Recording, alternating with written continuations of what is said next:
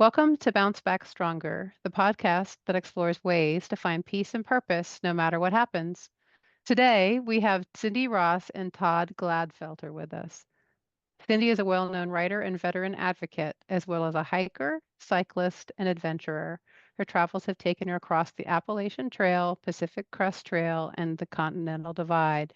But Cindy's story is larger than that. In 2021, after years of traveling the trails with her husband, Todd suffered a tragic accident, leaving him with a severe spinal cord injury that turned their lives upside down. Despite this life-altering event, Cindy and Todd have shown extraordinary resilience, dedicating themselves to his recovery with the same determination that carried them through thousands of miles of wilderness. Cindy and Todd, thank you so much for being on the podcast. It's a real honor to speak with you today. Sure. Thank you for having us, Donna. Maybe tell a little bit about the accident and how your health is today.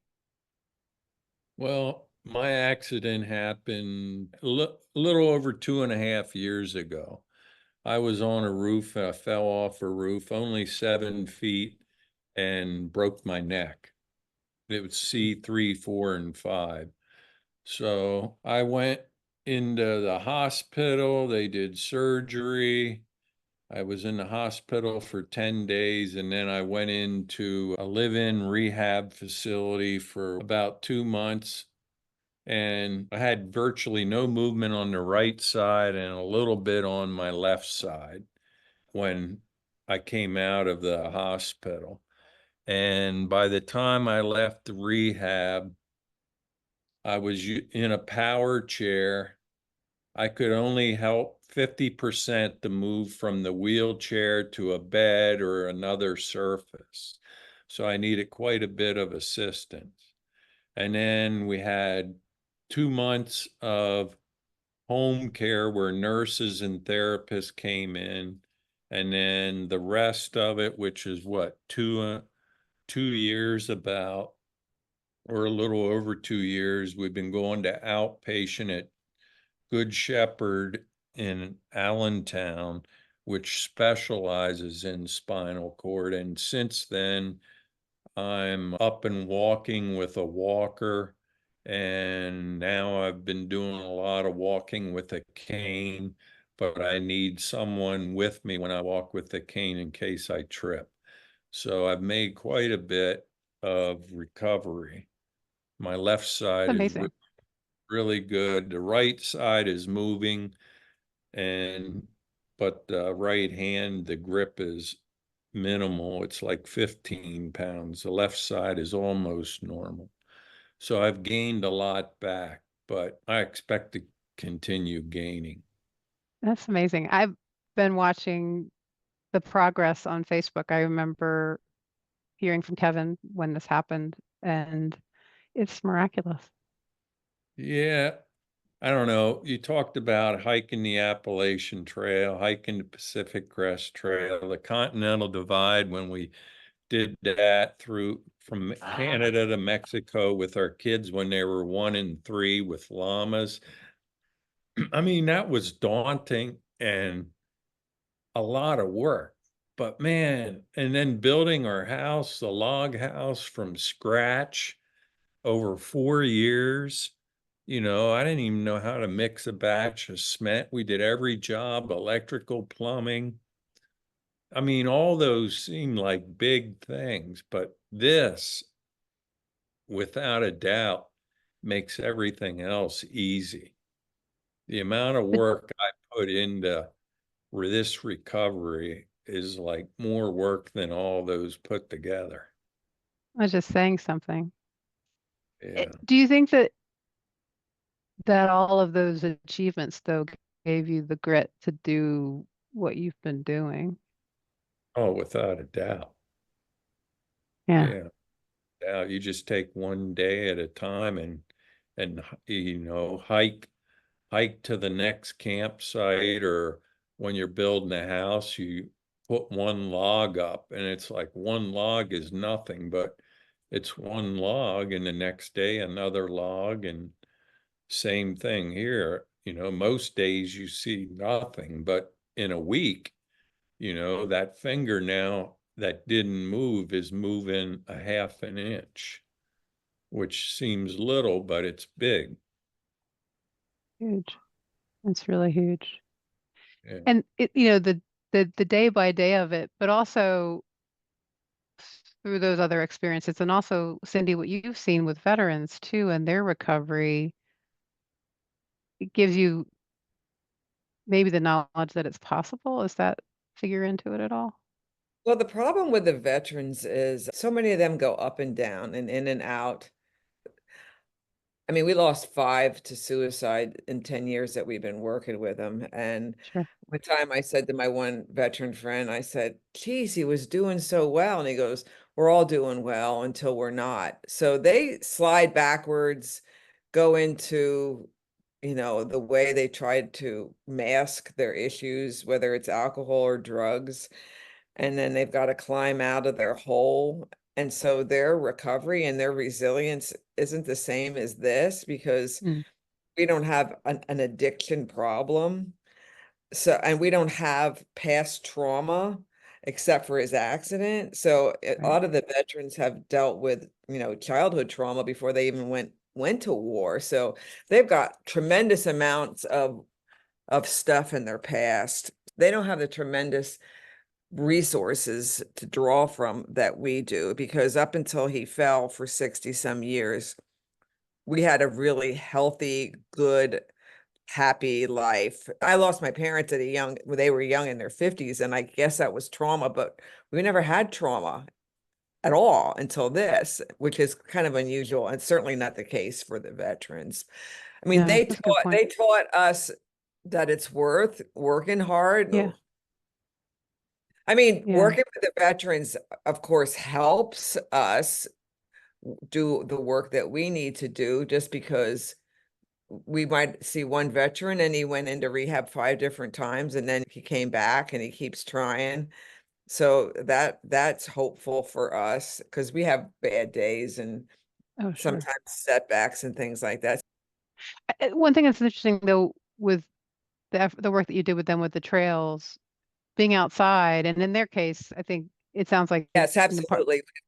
I mean, we knew that already too. That's how we raised our kids, and that's why we started the nonprofit, is because we knew how good nature is for you and how much it helps you recover and be happy and peaceful and everything else. I mean, we already knew that from raising our kids that way and ourselves, and that's why we started the nonprofit. And we saw, of course, the good results, the positive things that happened when we took our vets out there. And that has, Todd and I were talking about that before you called, that our lifestyle and where we live and what we do with our time has given us the most strength to be resilient. And that's what we share with the veterans. That most of them don't have that in their lives like we have it all day long. And what are some of those things? Well, we live on 12 acres and half of it's in the woods and half of it's pasture. So we have deer and it's just a beautiful place to live. And even when it's raining or snowing, we have a sunroom and we have our stationary bikes out there. So even if we can't go outside, we can at least go out there and exercise. And you see the snow falling. Now, I would have rather be out there shoveling snow or plowing snow because I love that kind of stuff. I just love the Yeah. work. So that's one of the hardest things with my disability is not being able to work. I do work on my body, but I can't Yeah. accomplish tasks. And that's hard. Yeah. But just being able to see the beauty here. We drive out the driveway and there's a deer and 2 fawns laying in our orchard. And Very cool. we don't have to go far to, you know. I mean, the Blue Mountain and Hawk Mountain sanctuaries right here, and we use those trails. We always use those trails, but we use them to help Todd recover because they have an amazing accessible trail up there. So, and we have a wonderful bike trail. The Schuylkill River Bike Trail is 10 minutes from the house, and we're on that all the time on Todd's adaptive trike. So we have our lifestyle. I mean, we have a huge garden that we still, I mean, Todd and I were stripping basil to make pesto before you called. So all those components of our life help us get more strength to keep working at this. And those kind of tenets of a life that you would recommend, right? This has given you a more simpler life. And what are Yeah, the benefits of that?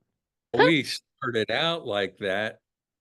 As soon as we got married, we started gardening, and we've been doing it now for over 40 years. So we kind of had it like perfected basically until I got hurt. Now it's like got downscaled considerably. Well, when we were long distance backpackers starting out, and we loved that lifestyle, which we couldn't maintain 12 months out of the year, we decided that we wanted to recreate a lifestyle that was as close to that as we could, which meant we had our freedom and our independence to conduct the day the way we wanted to, whether it was work for money or work around the house or work on the property.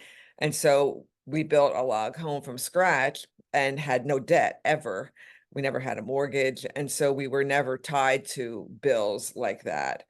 And so that's why we lived a simple life to begin with, is because we didn't want the bank telling us we had to go to work doing a job we didn't love or whatever. So we set ourselves up for this simple living because besides the fact that we loved it, we just never wanted to go in debt and be shackled to that. We wanted to have our freedom, which is what we found when we started long distance hiking when we were really young. And how did you decide that? I mean, that is the road less taken for sure these days. And I admire it incredibly. Every person that hikes the Appalachian Trail comes off the trail feeling like that and wanting to change their life. Oh, Money, wow. money. Well, back in the 80s, there was a back to the land movement, and there was the Nearings, Helen and Scott Nearing. So we read a lot about them and saw how they lived and kind of modeled our lives after them. I mean, we've been self-employed most of our lives. I had a few full-time jobs. Actually, when we were building the house, I was working night shift full-time, and I would work during the day on the house. And I used to say I went to work at night to rest because it was an easy job, you know. And I haven't had a But full-time job since I was 21 and worked in an iron ore mine with 800 men a mile down under the ground. And that was my last full-time job. yeah, so Was that why it was your last No, job? No. I went to art school then, and it's like, all right, I want to paint. And then I decided to be a writer. So I went to work in an iron ore mine to raise money to go to art school because my parents didn't want me to be a professional artist. They wanted me to be an art teacher. So that's what I had to do.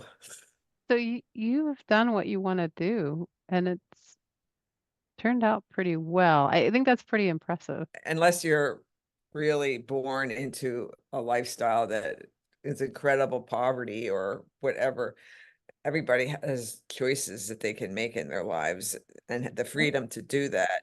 And we think we picked really good choices. And we know a lot of people that wish they would have picked different choices, but Yeah. a lot of people don't accept the responsibility that their life is up to them and they can switch it up anytime they want to. It doesn't matter how old they are. That's right. There's that great Fitzgerald quote that he basically says, if you don't like the way it is today, I hope you have the courage to change it. He says it much more eloquently, and it's a very, very long paragraph, but it's basically what he says. So that's well said. So it's almost like all that you've experienced to the day of your accident almost prepared you for how you would overcome it. Does that resonate? I don't know. All I can say is that I feel like we were living life to the fullest. A lot of people used to say, "Oh, I wish we could live like that," because we'd travel all the time during the year.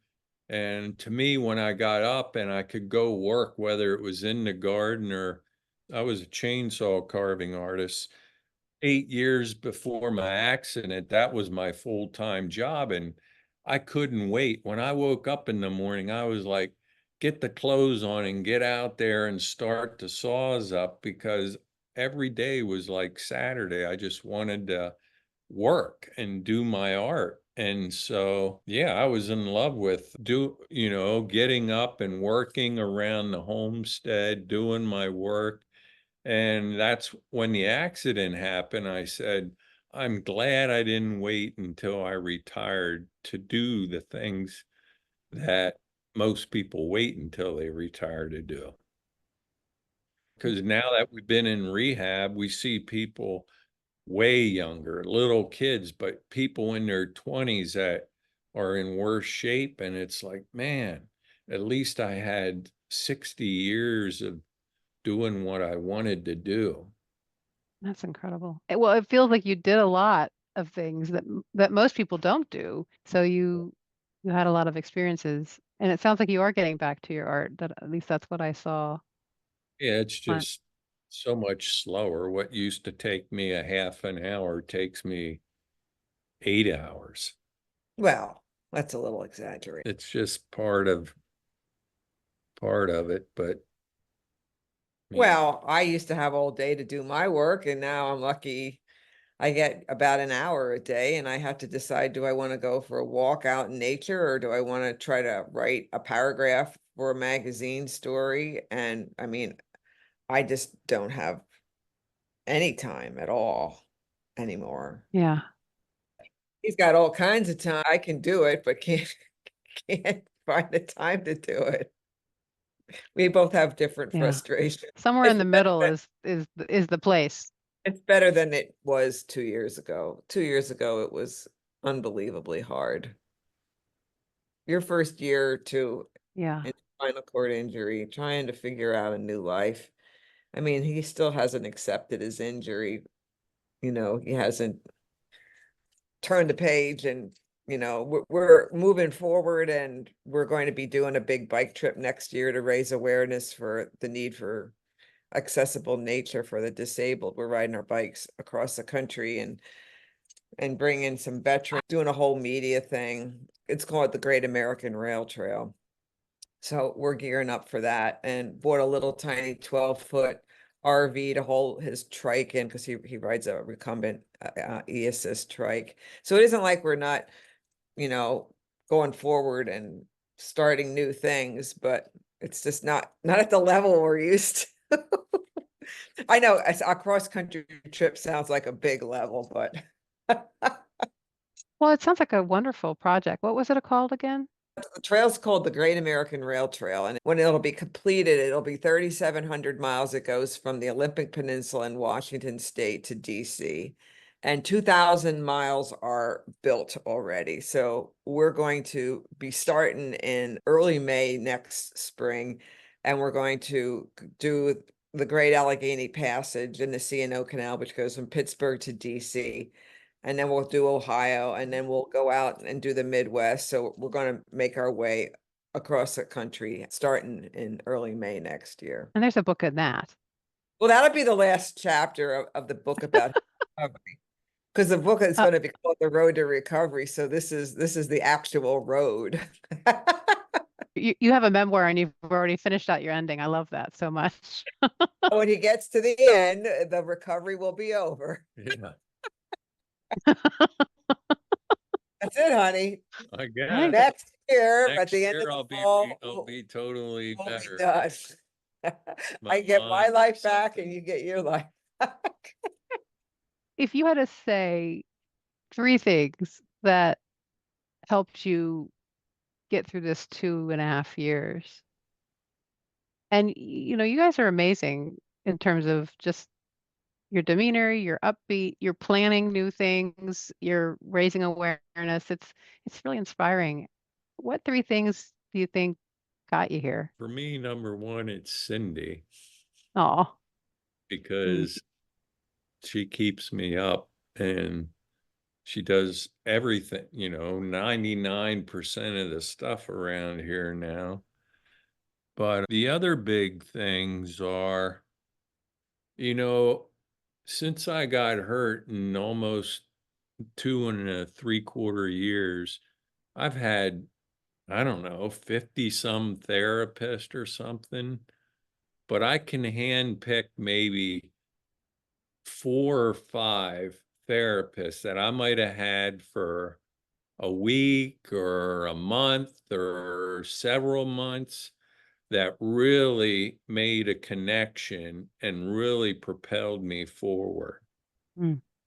You know, the majority of the therapists have you for an hour.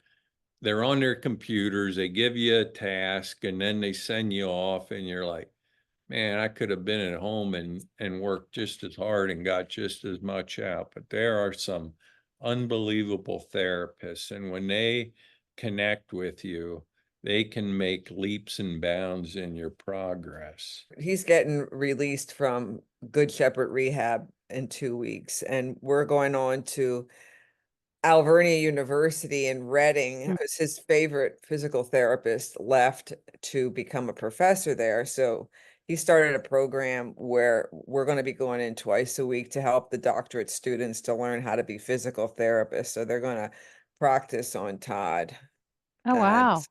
that'll be neat. But besides that, it's the community that we built in our lives, because I have so many people that come in to help us. I mean, probably, Donna, in every day, there's at least two, sometimes four different people that, Wow. like today, our friend Dennis was here and he helped start all Todd's chainsaws to sell some of his biggest saws. He blocked out some real big chunks of wood for him to start carvings. After we hang up from you, we're going up to Hawk Mountain Sanctuary, where our good friend takes him. He's got this idea. Todd's been to South Lookout, but he wants to get him to North Lookout, which is over tremendous rocks, and it's 3/4 of a mile one way. But he's picking his way across. He works with Todd every week. And then this evening, we're going down to Leaser Lake, a county park, and this organization called Team River Runner is having an adaptive kayak day where they usually work with veterans, but they are inviting spinal cord injury people. No matter what your level of injury, they're going to get you in a boat.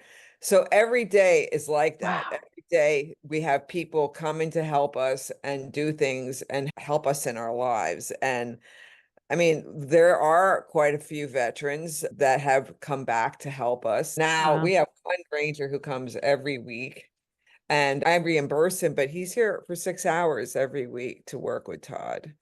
And so the community that we built and the friends that we have, so many of them, Donna, look at their lives and they think, wow, if my life as I know it was taken from me like that, I would want someone to help me recover too.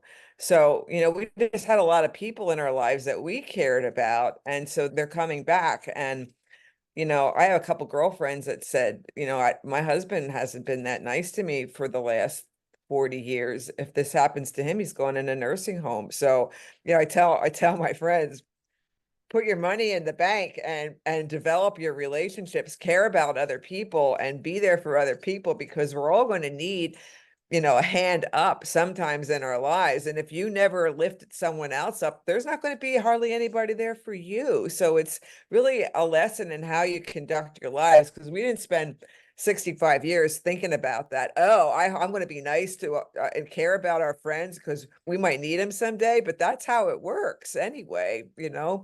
You're there for people, they're there for you. So we should be living Yeah. like that anyway. But, my husband was a very quiet, introverted person who didn't consider himself very social. And he just loves it when people are here, whether they're here to help or they bring a meal or they're just stopping in. It really helps him with his attitude about keeping at it. So people are really important in your life, and it's important to nurture those relationships.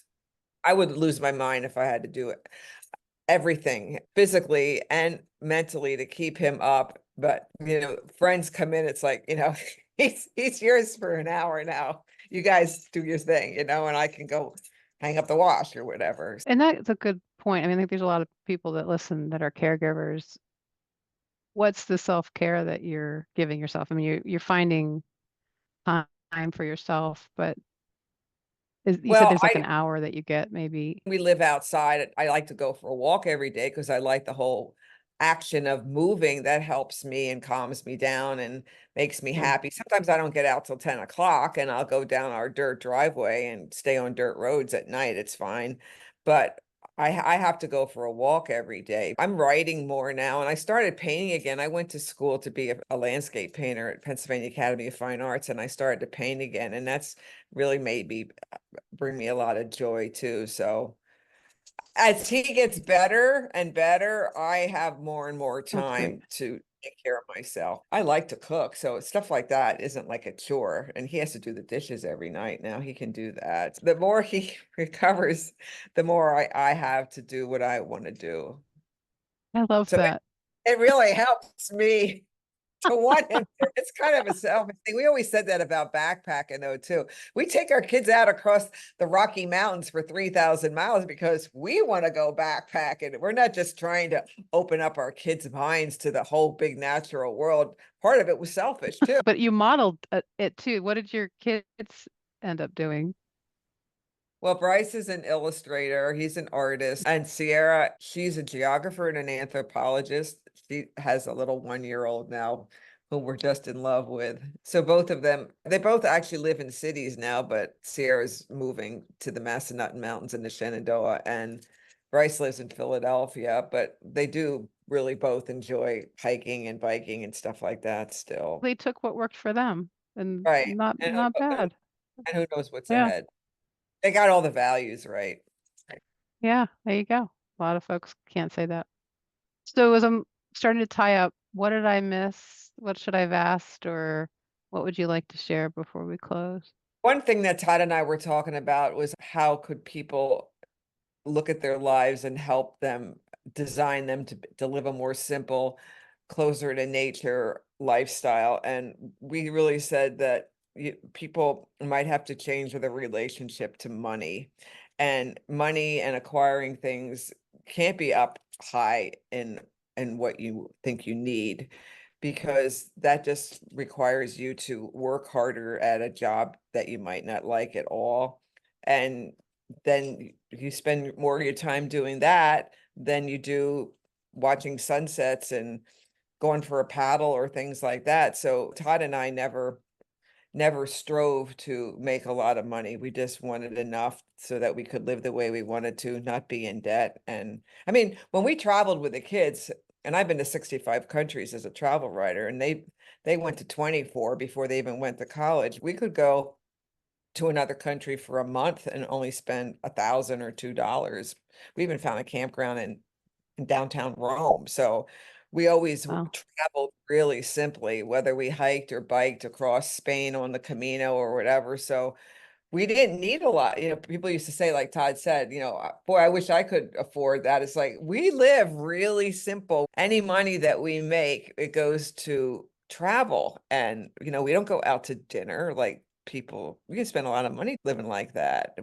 Yes, you I can. don't want to go to dinner when we have all this wonderful, organic, tasty food in the garden. So I think that helps too with your resiliency, is not having to spend all that time and energy trying to figure out how you're going to make more money so that you can have more things which you think are going to make you happy, which really in the end don't. So I think if we had any advice, maybe redesigning your relationship with money and what really is important to you. We learned that right from the get-go as long distance hikers when I was 24 and Todd was 19 when we hiked the Appalachian Trail. So if we had any doubts if money was important to us, that trail made us Does it? believe that's not what buys you happiness or time. No. It's a time stealer trying to make a lot of money. So, Todd, did you want to share anything before we close, or No, I think that's pretty well a lot of our lives in a nutshell. I mean, we never had a television, so we're really creative people. So Our kids were raised without one, so yeah, so we just are always outside. It isn't like we're working or it isn't like we're playing. They all mold together sometimes. And, our work is kind of like our play too a lot. I But guess that's an important thing, especially for young people that might be listening, is to try to design their lives and figuring out a way to make a living doing what they love to do. And then it never feels like work too. I just love the idea of the working and playing and that it never feels like either. It is what you need to Your do life, yeah. to, yeah, it's life. It's your life. It's amazing. Well, I thank you so much for the inspiration and for the time today. This has been a wonderful conversation, at least for me. Well, we enjoyed ourselves. Well, thank you so, so much. It's been a joy. Thank okay, you, Donna. thanks. That's all for today. If you want to learn more about Cindy and Todd, those links will be in the show notes. Thank you so much for listening. I hope this episode was helpful. If it was, please subscribe, drop a review, or share it with your friends and family. That's the best way to get it into the hands of those who may benefit. And if my daughters Sienna and Sylvia are listening, I want you to know how proud I am of you. And I love you so much. Bye now.